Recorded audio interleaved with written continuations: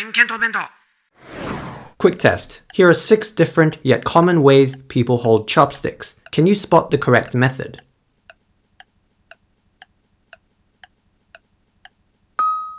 You probably narrowed it down to these 2, and you'd be right. They're very similar, but it's this one that is correct. If you hold your chopsticks like this, give yourself a pat on the back. If not, that's okay too, because it's probably more common than you think. Observing your own chopstick grip, you may have wondered why you chose the method that you did, why you ended up holding it like this, or even this. I'll be getting into that soon, but first, some context. Around the world, 40% of us use our hands to eat, 30% use knives and forks, and the remaining 30% use chopsticks. Most chopstick users are from East and Southeast Asia, with China, Korea, and Japan being the big 3. Actually, China and Korea often pair chopsticks with spoons, so it is really only Japan where everything is pretty much eaten with chopsticks. Despite this, many Asian people and even Japanese people hold their chopsticks incorrectly. According to Meiji University in Tokyo, over 2/3 of people above the age of 30 did not or could not hold their chopsticks correctly, and it gets even worse for the younger generation. If you're a Westerner struggling with chopsticks, perhaps you don't need to feel too bad. On the other hand, if you want to master using chopsticks to this level, you might want to start practicing the right way. Okay, now let's get into the why.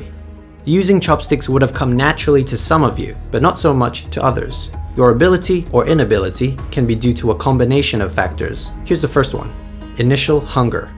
The first few times you used chopsticks, how crazy hungry were you? Were you so hungry that you didn't really care how you grabbed the food, so as long as you could shovel it into your mouth? Or were you only kind of hungry, not minding the 20 or so seconds it may have taken to figure out the most efficient technique? Whatever the case, it's likely some variation of your initial chopstick grip has stayed with you till today. The next one plays an even bigger role: finger dexterity. Some people just find it easier to move their fingers in all directions, and with coordination. That's my hand there. Kind of freaky. See if you can do this. Straighten out your fingers and have your index finger sit on top your middle finger like that. Then straighten out the joint. Easy? Okay, then move it 1 finger down. Do the same with the middle finger sitting on top your ring finger. Straighten out the joint. If you found this movement hard, then holding your chopsticks the correct way might have been a challenge. If you want, you can move 1 finger down yet again, your ring finger on your pinky. This last one doesn't really affect your chopstick skills, but it is fun to try. By the way, these movements do get easier with practice. If you're a pro, try switching hands.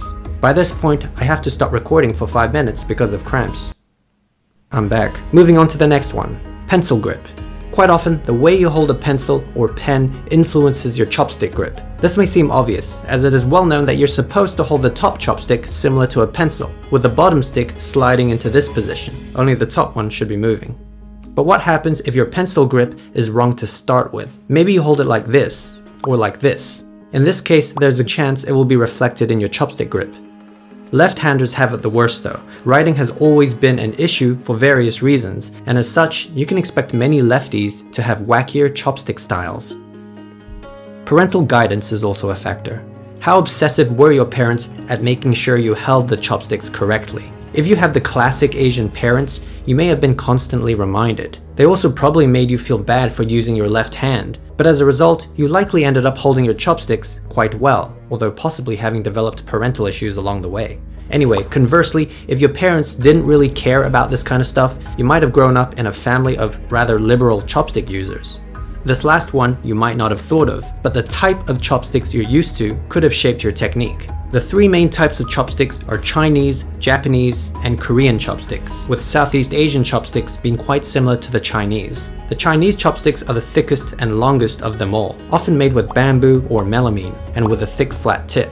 You can see these melamine ones in most Chinese restaurants. The chopsticks are bulkier to handle and the material is very slippery and smooth, which can sometimes make grabbing food a challenge. So if these are the chopsticks you're familiar with, your chopstick grip may have adjusted for these shortcomings. Perhaps you position the sticks wider to create more pressure when grasping the food.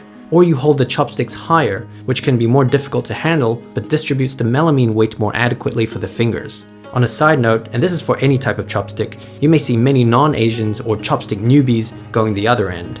as this gives more control despite the poor weight distribution. I should mention that one benefit for the larger Chinese chopsticks is that you can grab more food at once. Japanese chopsticks are smaller and lighter in comparison. They're often made of wood, and here you can see it tapers into a point. This allows for a higher level of precision and versatility. It is said that it was designed this way to pick out tiny fish bones from whole fish. Whatever the reason, the Japanese chopsticks, with all its advantages, may have an unexpected downside.